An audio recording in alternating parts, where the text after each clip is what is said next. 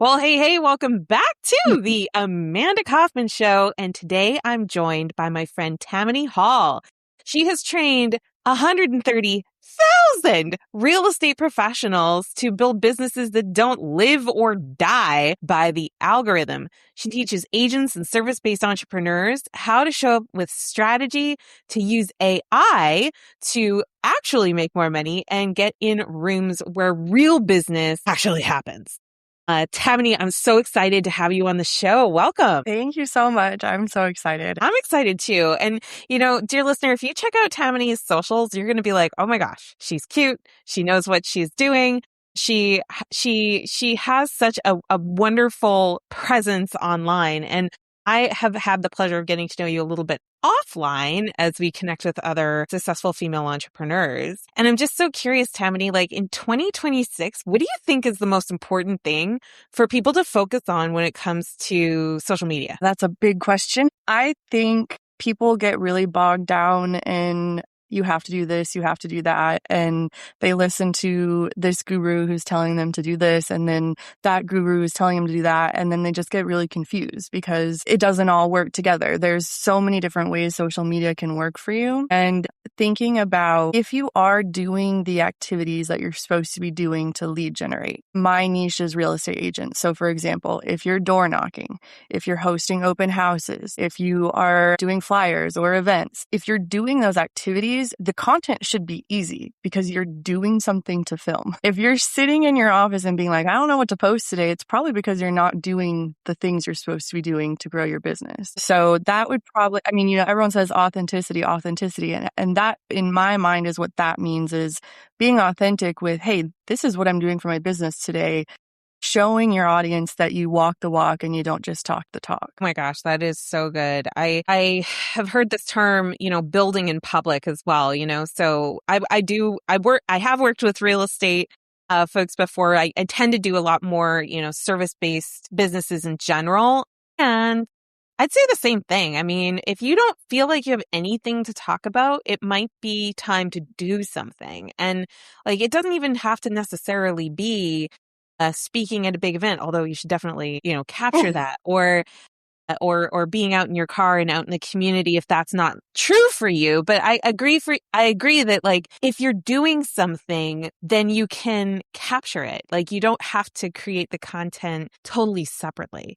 Yeah, I love that. You're actually about to do at the time of this recording, the recording will come out well after you do it, but you're about to speak to a bunch of experienced entrepreneurs about using Instagram more effectively. And I was just curious if you'd be willing to tease just a few things that you would tell someone who's maybe been in business for a little while and they might have been holding Instagram at arm's length. Yeah. Instagram is a beast in the sense that there's so many different things you can do inside of it. If you compare it to something like YouTube, you can post a video, watch a video, comment on a video. Like that's pretty much it. Whereas like Instagram, there's so many different buttons and things to post, and you can post a reel and you can post a story, and what's the difference? And I think that's my favorite part about Instagram because there's so many of these like micro touch points that you can have with your audience that don't exist on other social media platforms. And I'm like, my mind is, I love puzzles. I love like, thinking about things like outside of the box. So when I think about something like this is super niche, but like right now they have these little notes that you can put above your story bubble. Okay. I don't know if you know what I'm talking about, but I do. I know what you're talking about. So if you guys go to, I believe you can find it in your DM. Let me just verify that.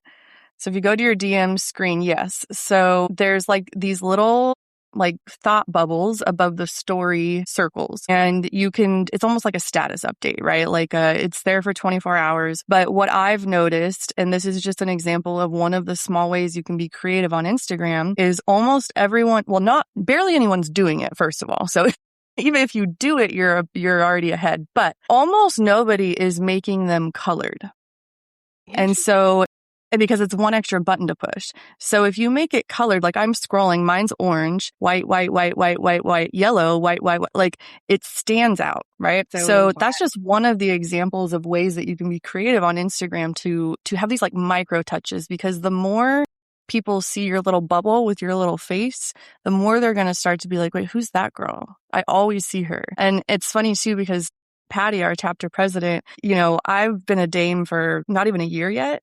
And every time she sees me, she's like, I see you all over social media. And it's just because she's now in my orbit, right? Like she has followed me and now she's starting to see all the work I've been doing for the past months and months and months and months. I love that. I love that. I think like one of the things I notice people struggle with when it comes to social media is feeling like the vulnerability of it. Actually. Yeah. So what I Yeah. mean by that is like the vulnerability of not knowing where the button is, or Yeah. maybe not having a fully formed exact plan that is guaranteed success. So then we don't Yeah. start. And like a lot of what I've learned in social media has come from just doing it ugly, doing it messy, and then just seeing what happens and then tweaking from there. But I noticed like a lot of established entrepreneurs who are like credible, professional people who are like they want to be taken seriously are often the ones that push the hardest away from a social media strategy, or they hire someone, they pay that person almost nothing and they give almost no direction to that person. So then the very little presence that they do have is really ineffective. And so like, what would you say to that business owner that maybe is having a little trouble getting over the hump on the professionalism thing? Like, what would you recommend? That is definitely a mindset shift that they're going to have to figure out. And that doesn't really come unless you either are in it and trying to do it, doing it ugly, or are taking a class, or you're getting coaching or something, right? Like there's a mindset shift that has to happen. I'll give you a perfect example. I came across an account this morning who's going viral. It's like a textile company, and all of their content for the past, years or whatever, was just like professional, like pretty, like here are these pretty textiles. And then the video that went viral was their marketing girl. And she sat her boss down and just did this really authentic presentation of like, this is why you should take me to France with you, because I'm going to create all this awesome content. And it was just like so vulnerable and cute. And there was no fancy editing. It was just her talking to her boss. And it popped off because everyone was invested in this story and this cute little girl who's trying to get to France. And, that is what's going to elevate the professional content. But if you don't have that authentic content, the professional content's not really going to go anywhere. Because it's when people say professional content, usually they mean like the industry standard of what other people in your industry are currently posting. And they feel like, oh, I now have to post that. But in actuality, if you put all this effort into posting what everyone else is posting, you're not going to stand out at all anyway. So I don't even know if that's worth your time. But having an opinion, having a personality, like we're all so different. And I say that too with like these AI twins and stuff coming out. Like my wrinkles, my zits, like that's what's going to make people trust me at this point, because people showing up as themselves and not as AI or super filtered or whatever, that's what people are craving after, these different chapters of social media where everything had to be so picture perfect. Yeah, I totally see that. And you're right, in a world where it's so relatively easy to produce fake content or computer generated content that, it doesn't have the zits and the wrinkles. It doesn't have the personality. I've had a lot of people over the years, I have a modest following but it's a wonderful following. And we've been doing this thing for a few years. And I remember the very first time that I got onto social media, they now call it yapping, which is hilarious to me. I'm dying. I'm like, what the hell is yapping? So yapping, my friends, is basically when you're doing a face to camera rant, basically. So anyway, my very, very first time being on social media was that. Just speaking to the camera, no makeup, still wearing workout gear, mom in suburbia kind of deal. And I was selling high performance coaching, but my conversation wasn't necessarily coaching content. It was really more updates on what I was building and where I was going and how come and what I was being challenged by and what, was on my mind, so to speak. And that's become the foundation of my content for years. And most of my clients come from online. And it's not because I'm doing a bunch of handstands and gimmicks. It's more about the consistency and continuing to like share insights and breakthroughs. And sometimes some of my content is honestly like, I think the biggest progression I've had in content in the last year, and I'm curious about your thoughts on this, was when I let it just be really simple. Like one of my posts right now, it literally says, it's like, it's awfully hard to buy from you if no one knows you're there. Like, it's just Yeah. super simple, like a really simple Yeah. statement. And people are like, oh yeah, how true. And then you're getting that engagement. But I notice I get the engagement sometimes from new people, but most of my engagement comes from the same people over and over, you know? Yeah. Yeah. So Go ahead. Sorry. yeah, I was going to ask you about like the whole simplicity complexity thing too, because sometimes I see people, and I know I fell into this trap for the longest time, is I had so much pressure that like every piece of content that I ever produced is like, oh, it's got to be profound. It's got to have meaning, and I was like agonizing basically over every sentence. And Yeah. I do see that a lot. I see a lot of like long drama posts that are more about the poster than they are about people they're talking to. Like, yeah, what do you see works better for people? It has to be a balance, right? Like the strategy, when people say social media strategy, for the longest time, I was like, what does that mean? Right? Like, I did it because I did like certain things that I was taught to do, but I never really like said, oh, this is my social media strategy. But the strategy really is these different like themes or different topics that you post about, or it could even be like the type of video or the type of posts that you do, right? And it doesn't all come from the same bucket. So you have to have that really like authentic, let's post without makeup. Let's just talk about what I'm like really frustrated about today.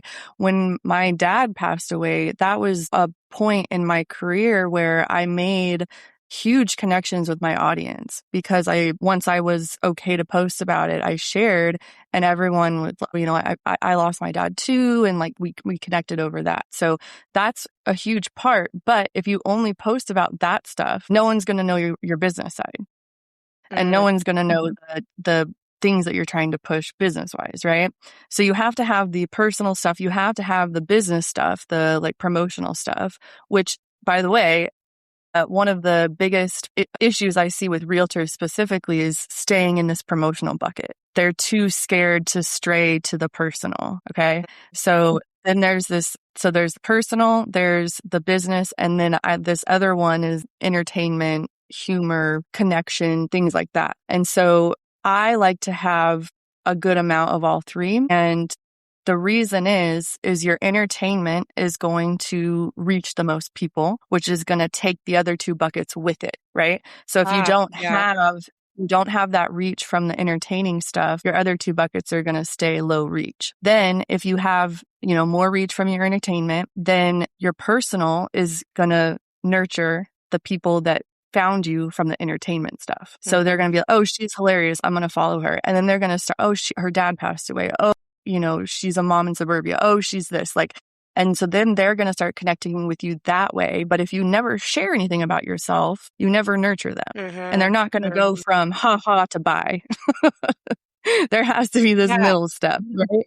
And then the Yeah. final piece is that promotional piece that if you just put post promotional, you're not going to get the reach and you're not going to get the connection. And so it's just going to be spammy, billboardy, ew. So there Yeah, has to be.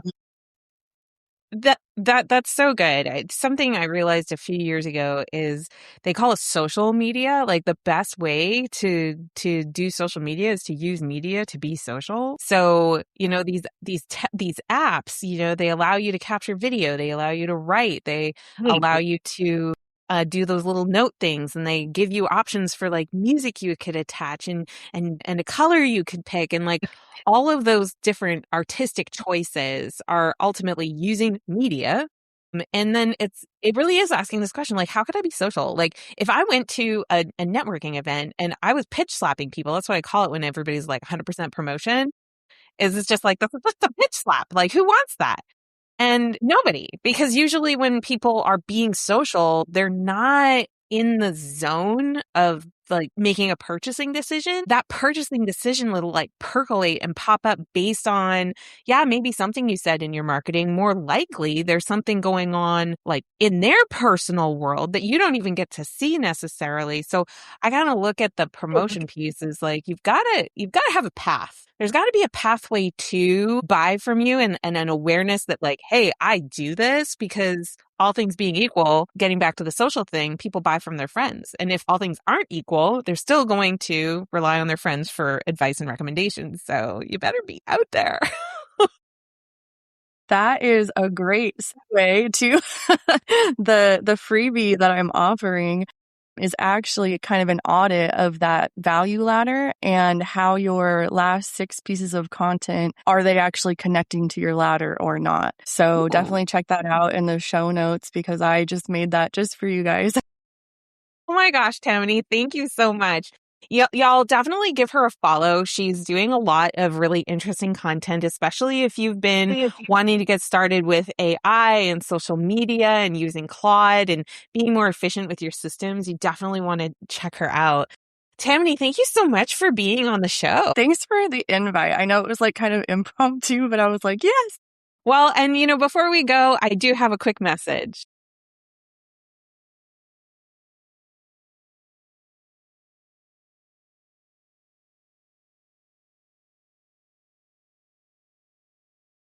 Thing or two about how to make this business thing work in the context of a real life. So if you would love to sit down for an episode of the Amanda Kaufman Show and let me pick your brain in front of the people, then make sure you apply at clairevenue.com/the-podcast. Link is in the show notes. Let's get back to the show.